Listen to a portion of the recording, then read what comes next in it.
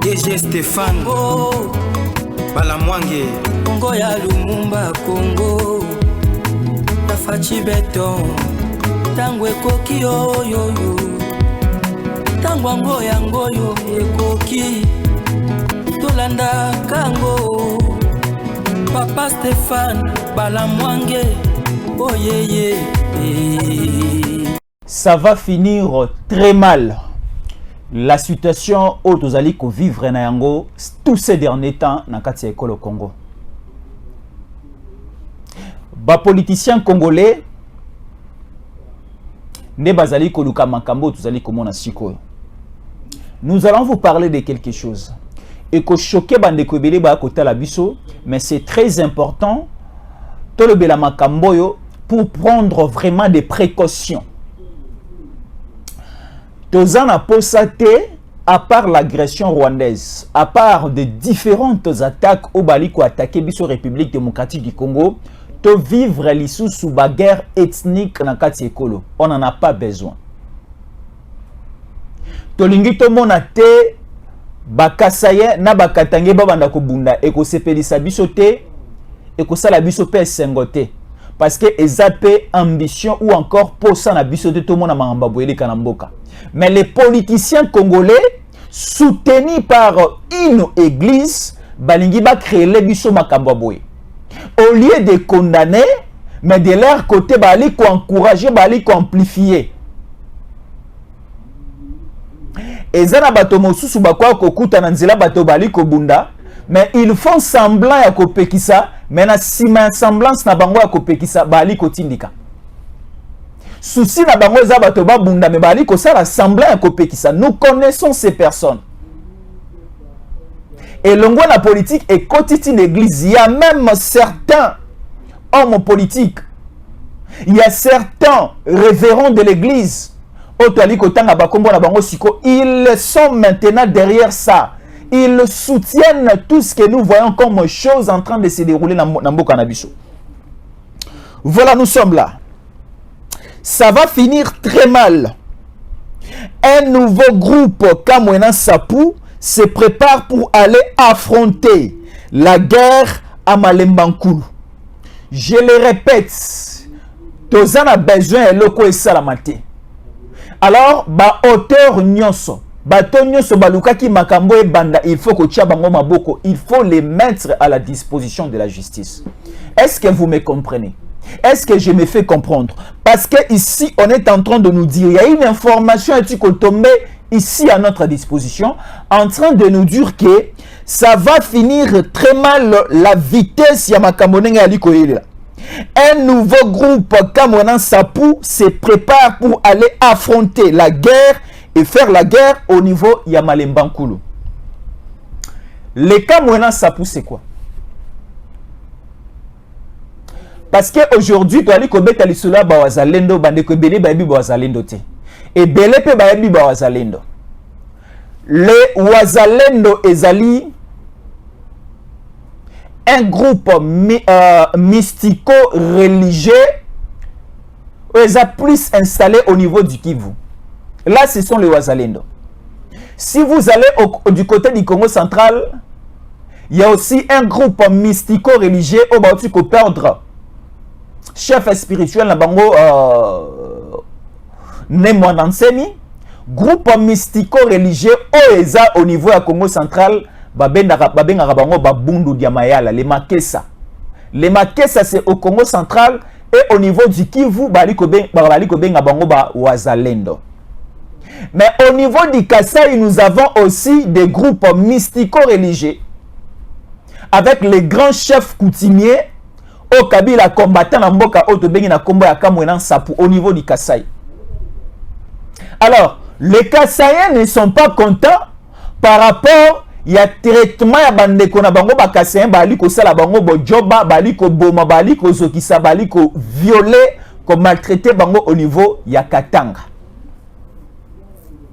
Alors les Kasaïens aussi par l'entremise il y a mouvement Kamwena Sapou balobi bango pe bako mener une guerre battre aussi les Katangais au niveau il y a Olomami au niveau ya Okatanga, au niveau ya Lualaba et au niveau ya Tanganyika. La chose que nous déplorons, toali ko telemela bakasa nyonso o balingi basa la revanche, bakende ko bunda, bakende ko boma, bakende ko sala violence et pas bande ko baza na niveau ya Malembankulu. Nous déplorons cela, toali ko pekisa yango. Parce que ça mission na biso. Nous sommes les gardiens de la cité. Si nous constatons qu'il y a un mal qui va arriver, biso toyi ko telemela yango. Toroki ko annoncer na ba autorité ba déjà ba mesure au bakoki ko soit. Alors là je suis en train de lancer un message et pas un ministre na biso intérieur na ba service à sécurité au ba sur place et aussi ici à Kinshasa ba meka déjà ko luka ko ba précaution parce que les Kasaïens aussi balingi ba sa la révolte na bango. Ce que nous voyons aujourd'hui, ça a été annoncé, rappelez-vous, par Daniel Safou. Daniel Safou avait dit que Bikolo Nyonso bako telema peut bako former un bloc pour aller attaquer les Kasaïens. Est-ce que vous vous rappelez de ça? Daniel Safou. Daniel Safou alobi Bikolo Nyonso ba Congo ba Swahili Bangala ba Yaka bango nyonso bako telema bako former un bloc pour aller attaquer les Kasaïens. Qui avait dit ça? Daniel Safou. Et Daniel Safou parlait de ça au nom de Katumbi. Parce que Daniel Safou au plateau, lorsqu'il parlait de ça, il parlait au nom de Katumbi, lui et son frère et son ami Mike Bukibai. Déjà prophétie na bango oba annonça qui vers le mois de mai juin et comme déjà que c'est réalisé au moment où nous sommes. Parce que bah comme on a déjà bilembo échec na bango. Et voilà et le ko balingi ba memela biso ya sika. Balingi ba memela biso bitumba entre nous.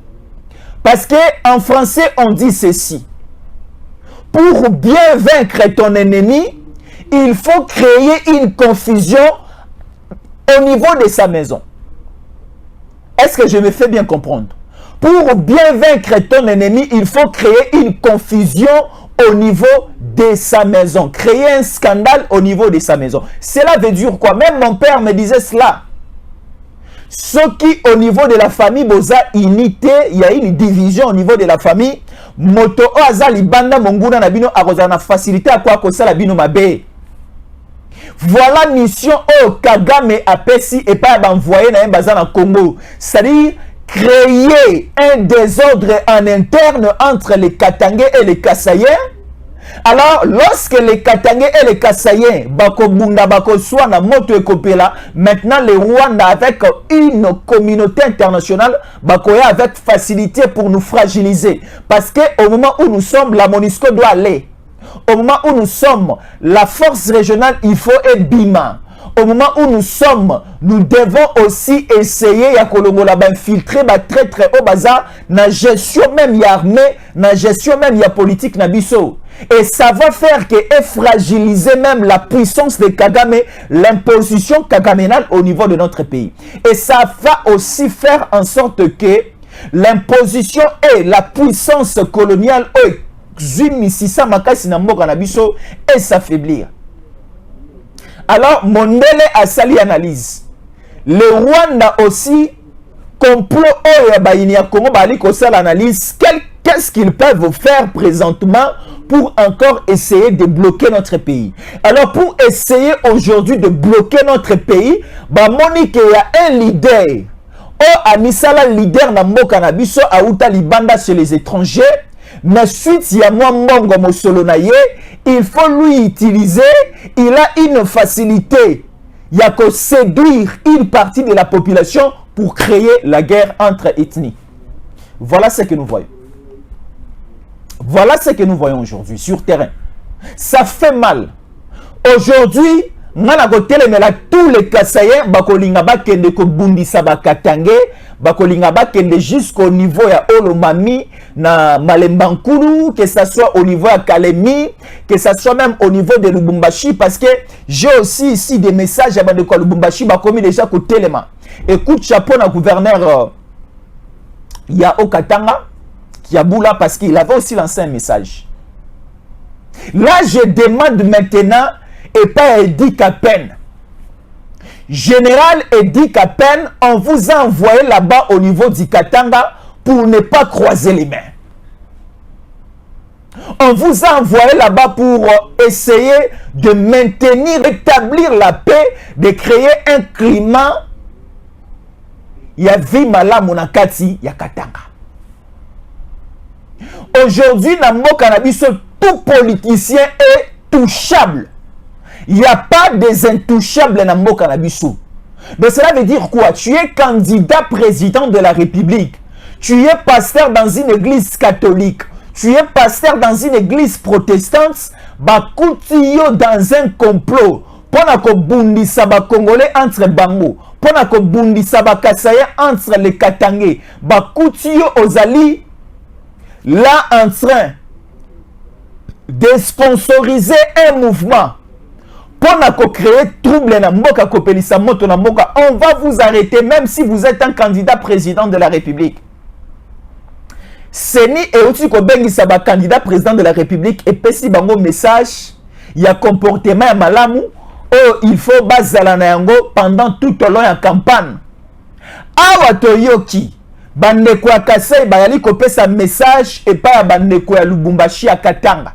Bali ko pesa message et pas Katumbi que na campagne électorale anyata na Kasaïte ngai na telemeli yango bolimbisa ngai na telemeli yango bandeko ya Kasai botika candidat président nyonso aya ko sala campagne électorale na na kimia nyonso na kati ya Kasai mais bandeko ya Kasai babandi ko zwa décision o pona nini ko pekisa Katumbi aya ko sala campagne électorale na Kasai. Pourquoi bazui décision? Parce que makambo ezali ko sala sur terrain et ali ko pesa biso elengi na mitema te. Je me pose la question de savoir ata na Sénégal ce que élection salame za la raboye ata na Gabon abotota e komona ali bongo élection sur salami kaka yiki ki ya ba campagne électorale pe bikolo entre ba tribu na kati ya ba mboka omsu ya ba pa est-ce que ça la boye? Bandeko bozana États-Unis bo sungangai lorsque Donald Trump a acquis qu'on remplaçait Obama lors de la campagne électorale, est-ce que bitumba entre bikolo entre ba État aucun à Chicago, aucun à Washington, aucun na Dallas, aucun à New York, est-ce que bata New York on a battu à Chicago babundaki, est-ce que battu à Dallas na battu à Las Vegas babundaki? Est-ce que batu o bazalaki na New York on a bato bazalaki na niveau ya Washington babundaki? Bandeko na nga botelanga na Afrique du Sud, est-ce que tangu Zuma alongwaki pour na président oyaki ko remplacer à kota na bokonji élection salama qui on le sait, est-ce que batu ya Soweto babundaki na batu ya Durban? Est-ce que batu ya Pretoria babundaki na batu ya Johannesburg? Je ne pense pas. Mais ce que Salamaki écrivez-moi sur commentaire toyeba. Mais boni bo soto koti na kati ya mboka na biso to mona bali ko violer bato bali ko boma bato. Et que seni tena o Kagame ali ko sa na mboka na biso. Kagame aboma to pesa yango information et to banasu ko pesa information que un Congolais azali ko bomande kona un Congolais parce que un étranger a payé mon solo a tindi influencé à Boma. On ne veut pas ça. Parce que ici on nous informe que les Kasaïens pe bateleni balobi bako simba nzete bako simba Congo bako simba neso bako ko simba bako tape bakende ko sala bitumba to boyi yango. Moi je dis biso tango koki RDC biso ba Congolais ya ba province nyonso to boyi mobulu na mboka na biso to boyi bangala babunda na ba Congo to boyi ba Swahili babunda na ba Lulua na Baluba. Les Baluba ce sont les Lulua. toutes les personnes au balobara chiluba baza balobate. Si vous allez au Katanga, vous allez trouver les loulous. Si vous allez au niveau Yalomami, vous allez trouver les Songé. Les Songé, ce sont des Kassaïens qui sont au niveau du Kasaï, mais basant à quoi na bango otobenga Lomami et chef lié, donc c'est-à-dire base na bango et ça au niveau à Kabinda. Là-bas, on parle les Kisonge, balobara chilubate. Ok, nous avons aussi les tétés là. Chez le papa Molière, ba tété là. Les papa Wemba, les ba tété là. Kema Fume. Alors, nous avons besoin que bolingo ezonga na mboka na biso entre les c'est-à-dire nous avons plus ou moins des centaines d'ethnies na kati ya mboka na biso. Des centaines. Aucun pays au niveau de l'Afrique eza na d'ethnie, eza na ba culture oyo tokutaka na na Congo. Okende na bikolo mususu okuti mambo ezo salama awa eza totalement différent na ekolo o ezali ko salama peut-être au niveau ya Mbujimai, peut-être au niveau ya Kikwiti, peut-être au niveau ya Mayombe, peut-être au niveau ya Luozi, peut-être au niveau ya Banande bandeko na biso baza kuna na Bakivu. Donc c'est-à-dire nous avons une grâce ya rozana mboka lokola Congo et grâce aux une grâce divine nzambe nda sala biso boye. À part la richesse, il y a sol, pe à sous-sol, autre zana yango, nzamba pamboli biso na mai. Nzamba pamboli biso na bazamba, nzamba pamboli biso na banzete, nzambe pe a pamboli biso na culture autre zana yango, nzambe pa pamboli biso na minoko to zana yango. Nous avons plusieurs langues oyo lobamaka na kati ya mboka na biso. En français, tu as dit que dialecte nous avons 4 langues nationales. Nous avons le Chiluba, nous avons le Lingala, nous avons le Swahili et nous avons aussi le Kikongo. Mais à part ces 4 langues nationales, nous avons plusieurs dialectes comme pas possible. Et nous avons besoin d'une unité entre nous, entre populations.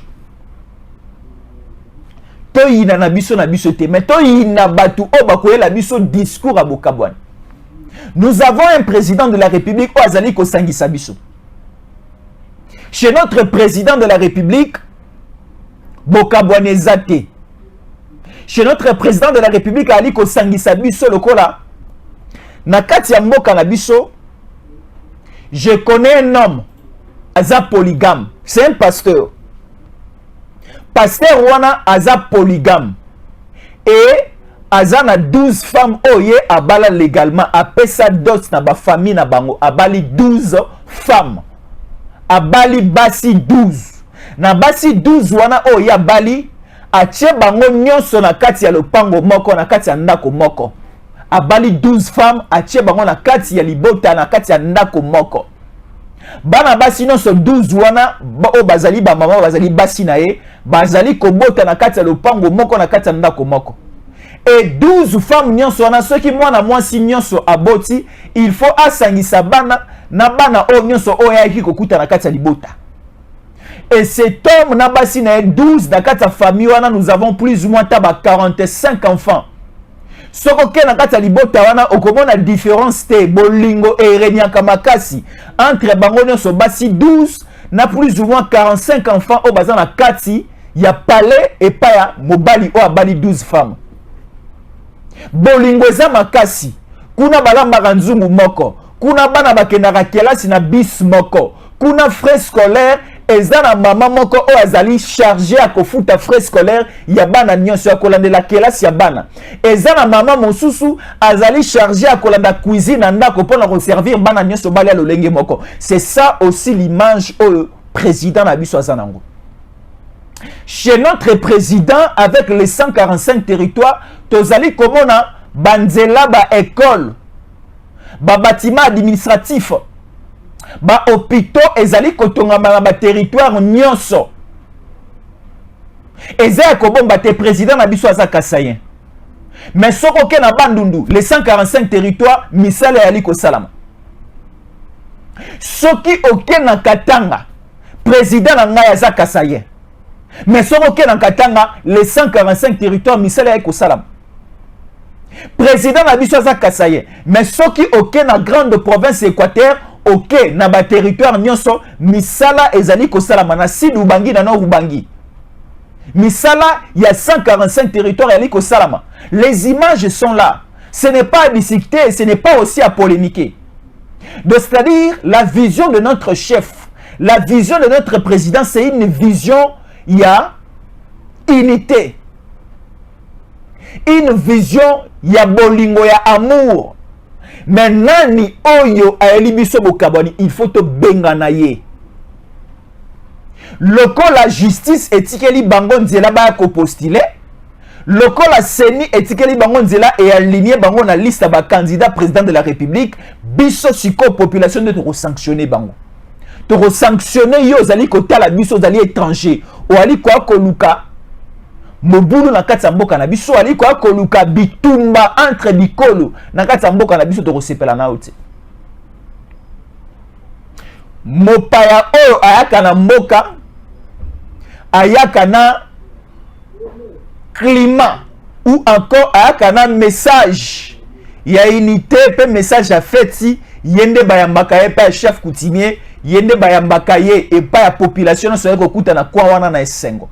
Mais soki yo mopaya oyeli biso message ya bokabwani ou bien oyeli biso sukali oyeli biso masangu ou empoisonné cadeau o memeli biso tolia to kufa po otika la korenye to ko sepela na ote. Nous avons des bapaya, nous avons des étrangers lelo naturalisés congolais mais ba pesi biso cadeau empoisonné biso to kufa ba benga bande ko na bango ba ko vivre a tondi mabangoti et ba komi ko utiliser même les confessions religieuses ba komi même ko utiliser l'église.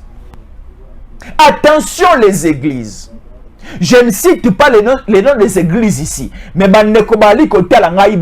quelle est cette église qui est utilisée aujourd'hui? Église nini eza utilisée lelo et pas baini oya mboka. Bali ko utiliser église derrière église de bali ko batama pour faire véhiculer, faire passer leur message à division. Mais boni bino ba gardien du temple. Bino ba pasteur, bino ba apostolo. Bokoti na kati ya manœuvre ya bobomi, na kati ya manœuvre ya désordre ya baï politique ya mabe.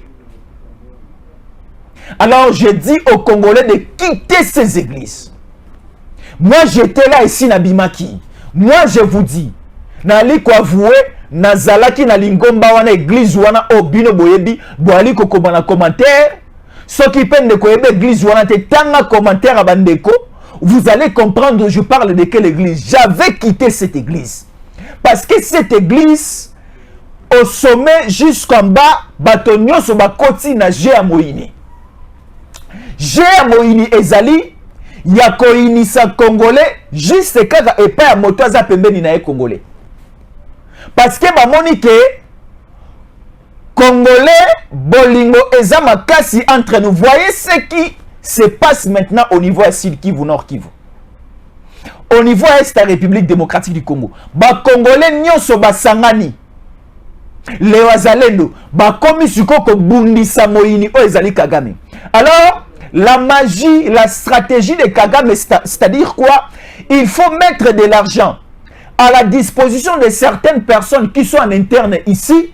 Oh bango batina ko banvoyer na bango bako pesa bango mosolo na mosolo oh si ba gagner na moyibi na bango na ba minéraux na biso bako mettre yango à la disposition. Il y a certaines personnes oh baza ba congolais obele otoyebi na kati mboka na biso ezana ndeko muso talie boye ya ko sambe zate olobiki o aza congolais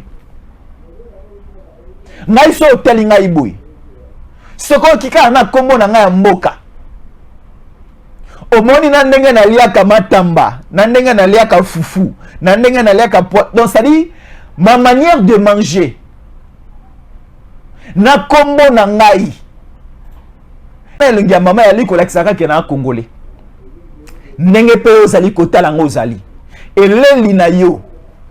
ezana bandeko mosusu baliaka lituma balingaka lituma makasi ezana bandeko mosusu balingaka mingi kolia ndakala bandeko mosusu balingaka mingi kolia pondu basala na mosaka donc c'est-à-dire eza cuisine congolaise alors bandeko mosusu kotalieka makasi boali komona ke o aza ma congolais à congolais o motolo na ye ya bankoko ya bankoko ya bankoko ya bankoko ti na niveau ya 1930 ya 1920 bakoko ne bazalaki awa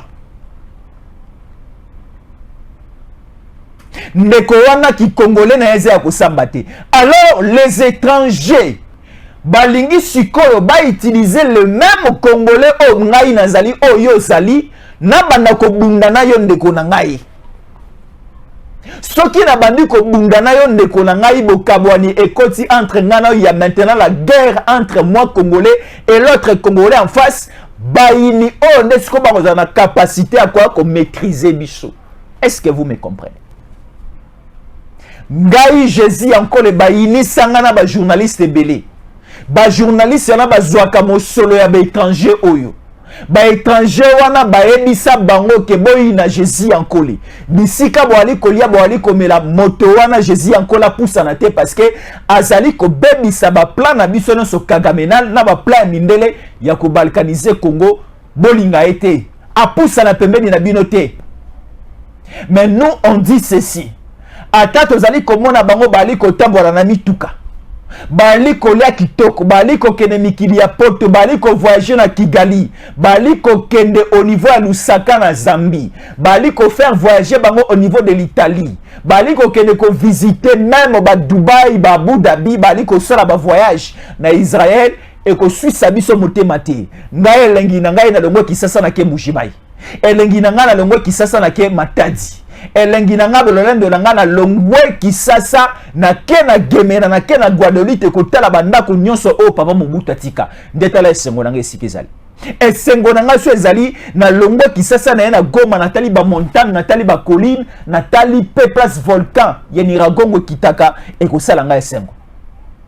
Donc bino batu oboza ensemble avec les étrangers oyo ya bosoto baliko akoluka ko boma biso et loko nyonso ba moyen on nous a mis à votre disposition et ko influencer biso na loko te biso liste na biso za makasi il faut bolingo eza na mboka et mais également aussi to sa na culture wana ya bon voisinage et culture wana ya bolingo entre nous. Querelle oyasika, guerre oyasika, parce que la guerre, conflit oyo. Boboli bisanga eza conflit eza guerre te, mais boti kanga na benga yango bongo. Yabakasaye na yabakatange bandi lelo te. Depuis Baba Kyungu, tomonaka bakasaye nyonso bazalaka na Lolaba. Bakasaye bazalaka na Kolwezi. Bakasayen bazalaki même au niveau il y a université à Lubumbashi Nilou Bakasayen belé vers 1990 1989 88 87 ainsi de suite 91 tout mona ndenge escalade wana esalama ya ko chasser tous les Kasayen au niveau ya Katanga banani basalaki yango c'était les Katangais animés d'une mauvaise foi. Asikoyo ba étranger o ba esika lelo na mboka na biso. O bazui identité congolaise.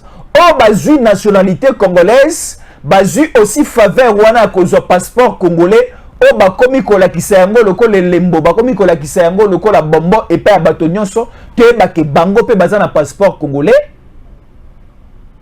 Siko ces étrangers balobi nous allons essayer simplement de faire renaître eloko oyakala et salamaki déjà tomeko commettre en mal cette tribu kasaïenne.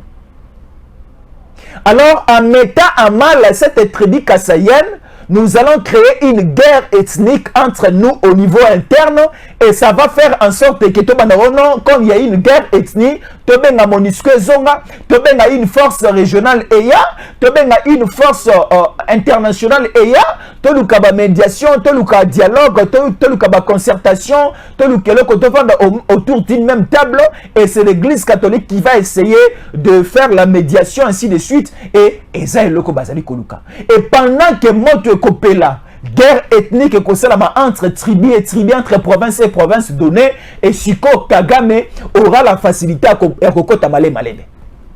Est-ce que vous nous comprenez? Parce que ici, pendant que les Katangé Baliko Boma Bakasayen au niveau ya Malembankulu, on nous informe qu'au niveau de Kishiche, c'est au niveau il y a province, il y a Nord Kivu. On nous dit, lorsque nous étions un peu embrayés par la situation, il y a Malembankulu entre nous Congolais, Kagame a encore lancé une bombe au niveau il y a Kishiche. Et plusieurs Congolais ont trouvé la mort. Je ne fabrique pas des choses, je dis la vérité. Pendant que nous étions un peu concentrés, notre président a pris la parole au niveau du Parlement avec les deux chambres réunies en congrès. Mokonzi Mboka lance un message et Alobeli, bah autorités sont bien installées au niveau. Il y a Olomami à niveau encore.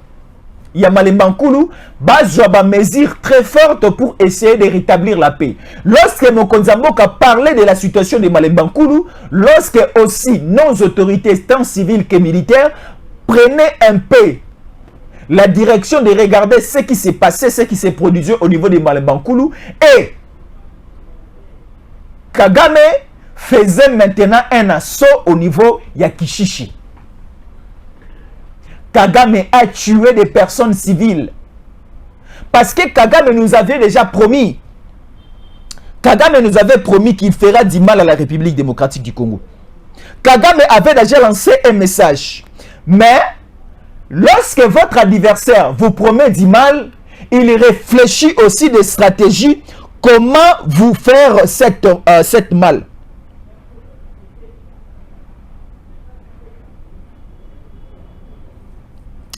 Bandeko nanga eza pasi. Eza pasi makasi soki tolali pongi, eza pasi et pasi makasi.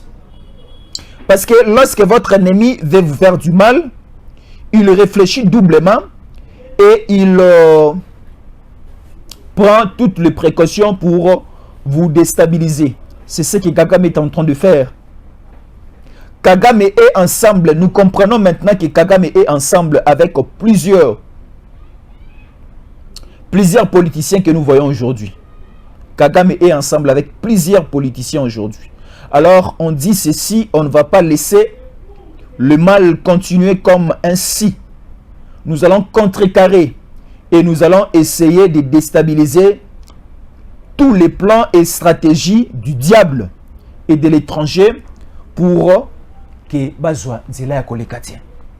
Voilà, je suis là. Je disais ceci.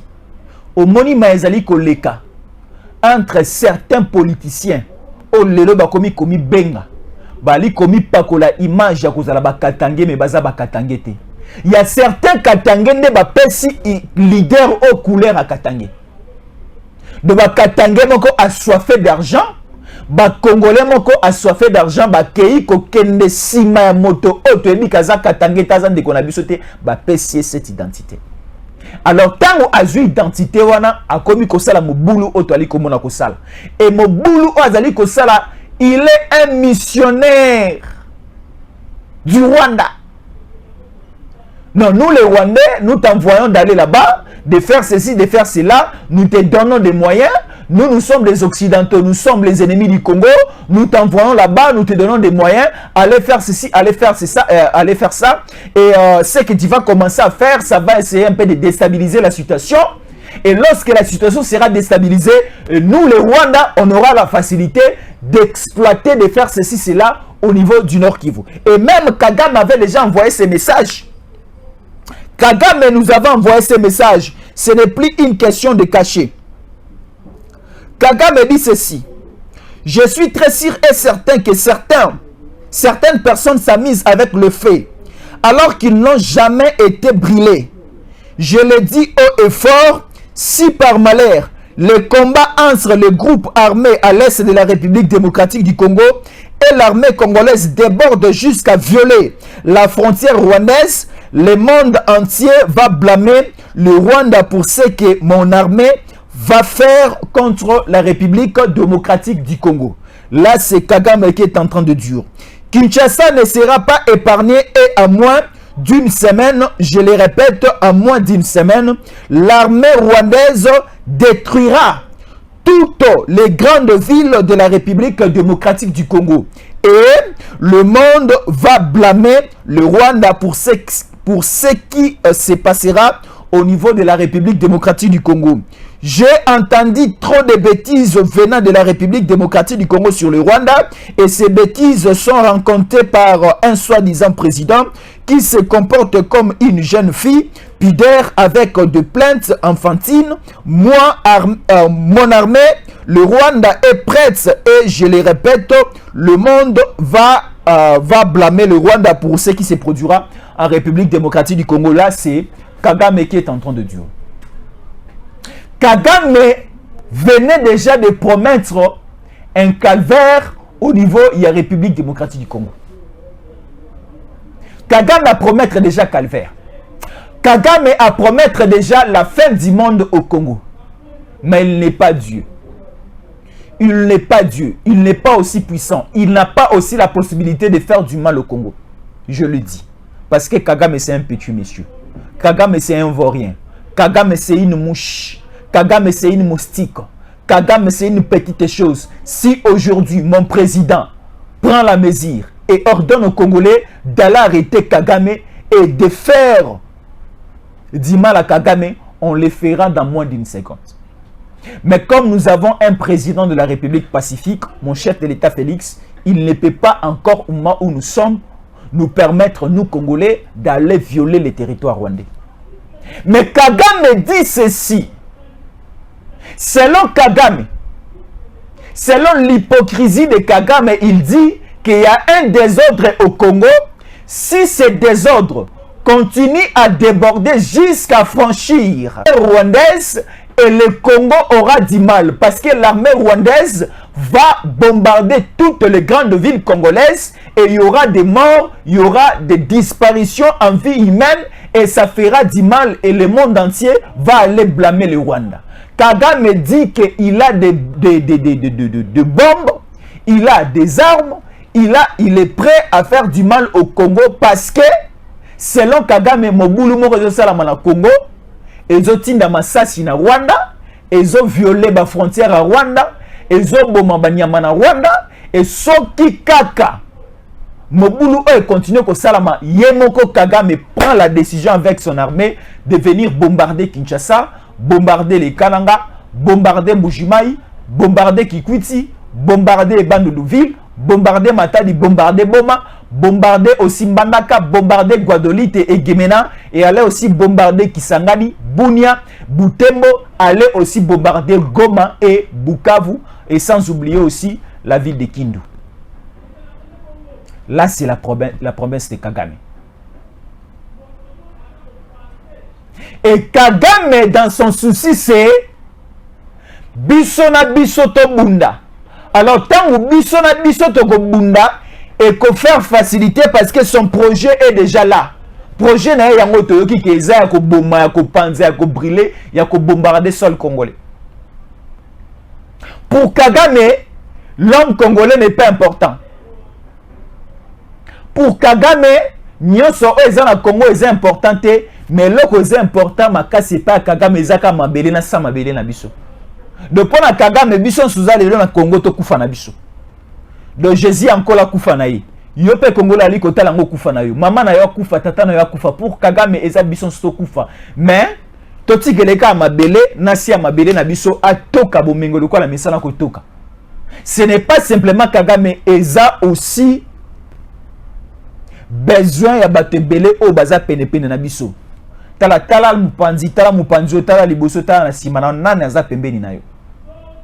est-ce que ozana bato malamu pembeni na ndeko na nga tala nanu tika na ko tala nga tika na ko yoka ngai tala mopanzi liboso pe na sima na nana za pembeni na yo est-ce que moto aza pembeni na aza mopaya ou bien aza mwana ya tata ou bien mwana ya mama na yo soki aza mwana ya tata pe mwana ya mama na yo kimia eingela na motema na yo mais soki moto aza pembeni na yo aza mopaya auti wapi e mopaya ngo aya koluka nini e mopaya yango ambition stratégie projet na ye plan na ye eza nini po na yo pe po na mboka na yo po soki lelo Congo ebebi vi na yo pe bebi soki lelo Congo ebebi vi na nga pe bebi soki lelo Congo ebebi vi na biso nyonso bebi. Le bonheur de ce pays est aussi le bonheur de ma vie, de ta vie et de notre vie. C'est ça. Alors il faut lutter pour que kimia pe malamu et ça manamboka na biso. Moi quand je vois mon continent a gratuité de l'enseignement et ça linga esengo. Parce que na bana ya bandeko na ngai na baleki na nga ba komi kotanga gratuitement et ça linga lenki. Tant na mboka nga na moni ke ko bote komi gratuit. La maternité est commis gratuite et ça linga elengi. Maintenant sengi siko na mokonzi mboka. Pour l'instant gratuité ya maternité ezaka na kisasa. Ekotati na balomela. Gratuité wana ekotati na Bujala. Gratuité wana ekota na territoire national mobimba.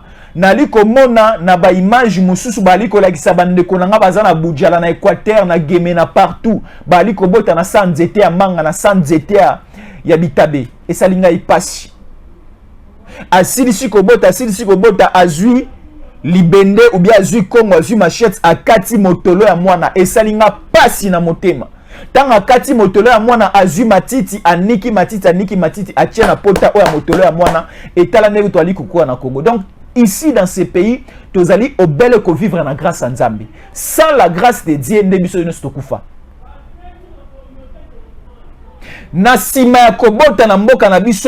nous comptons beaucoup de morts.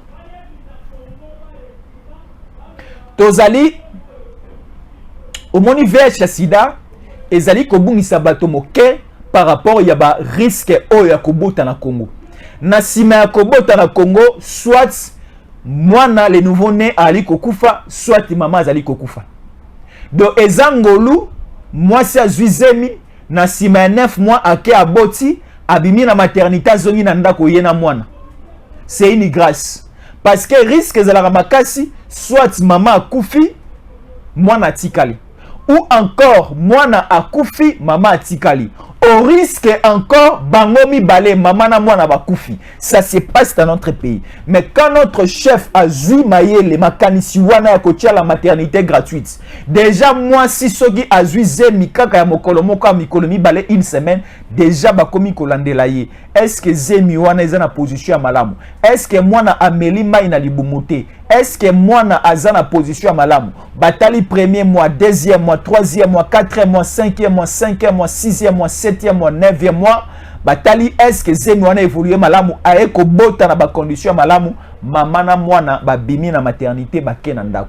Et batiki bango pe bongo te bali ko landela la santé de l'enfant et la santé aussi ya mama. Tolingi makamba boendeza na mboka na biso. Ngai susi na ngai ezali na yo keza na nzela moko bali kotonga la Goma. Susi na ngai ezali ba wazalendo bali ko bunda po na territoire na bango. Susi na ngai ezali ba FARDC bali ko récupérer. Susi na ngai ezali ba FARDC ba zui Goma, ba zui, donc c'est-à-dire contrôle eza partout, il y a une joie, il y a une fête, donc c'est-à-dire mode de vie na kati ya mboka ezali ko évoluer normalement, ezali ko sala ngai sengo. Mais tango na li ko zoba message ya bale mankulu, tango na li ko zoba message ya kishishe ya bakichanga ya bakibumba, tango na zali ko yoka bato bali ko lela matanga partout, donc ezali ko sala ngai sengo te. Nous devons avoir ces soucis que kimia za na mboka na biso. Eza na bato mosusu na kati ya mboka oyo balinga ko zwa kimia te balinga ko yoka kimia na mboka te. Bango elengi na bango bayoka makile tangi koto. Bato bakufi combien? Bateau moko ebaluka ki baleinière ebaluka ki naufrage.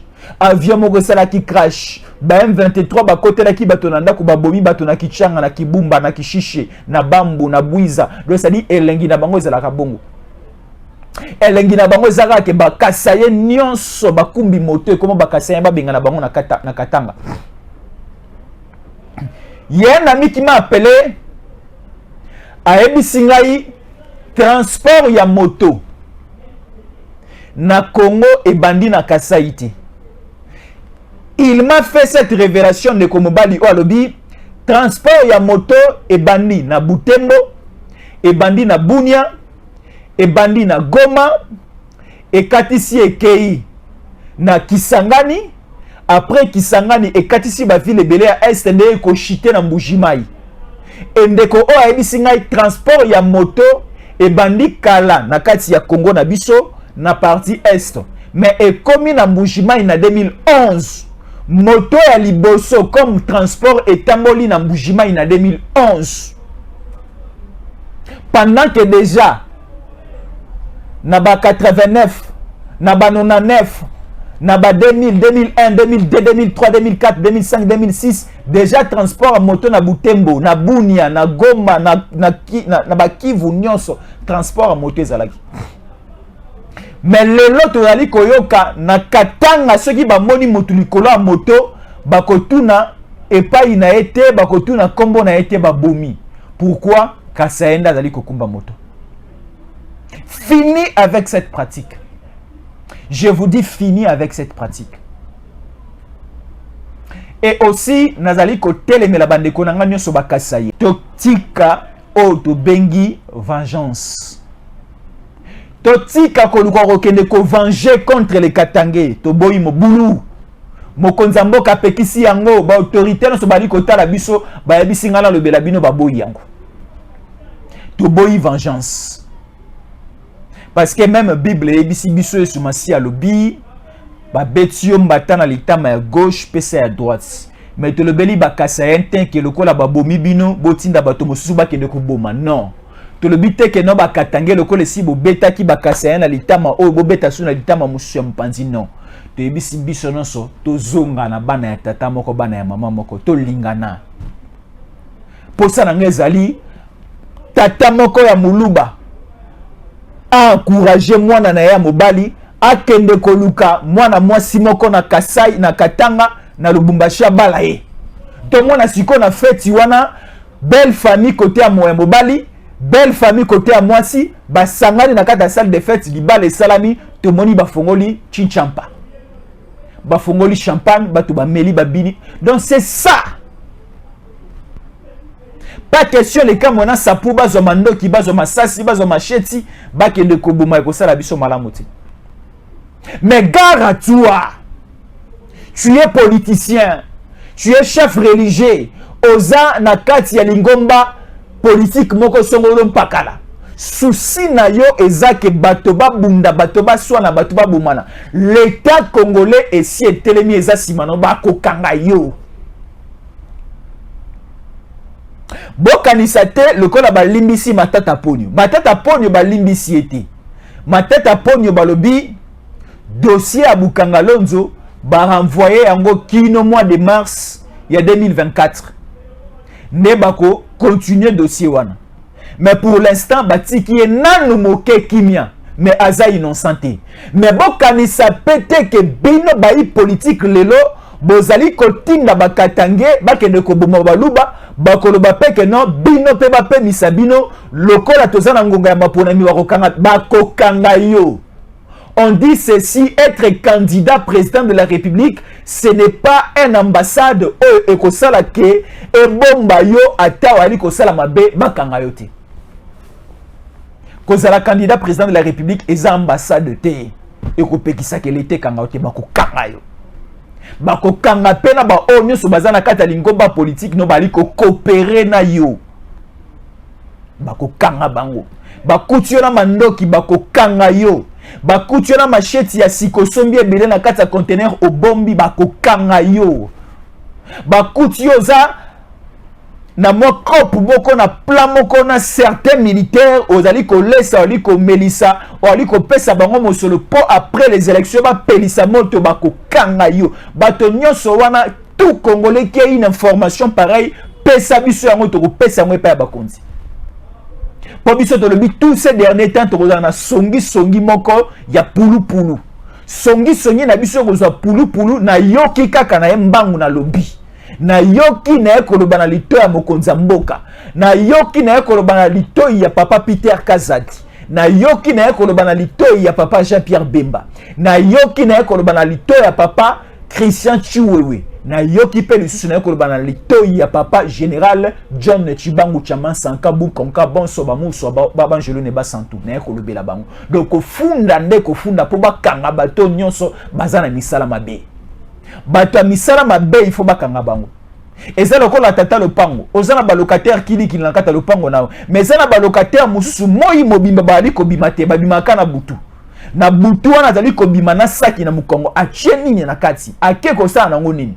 Et belé bazalaka butu achie saki na mokongo achie macheti akende ko boma batu akende ko sala batu mabe. Batu nyonso wana ozana information ya ba politicien o batambolaka na maseti. Batambolaka na masasi, il faut que dénoncer bango. Banda ko funda bango sur commentaire. Tu as une information sur ces politiciens. Comment la commentaire nga so ina tangi commentaire na yo, j'ai le téléphone ici. Si tu écris sur commentaire na rotanga yo sikoyo. Na rotanga commentaire na ona tangi na koba mutoko komela ngai na fundie bakonzi ba tia mabuku. Na komi ko na suka. Merci beaucoup na bandeko baza ebele bali ko komela biso. Ba esi biso il faut église ya lelo ezonga lokola église ya kala. Église ya lelo ekomi sima ya bayi politique pour na ko encourager bango ko sala mabe.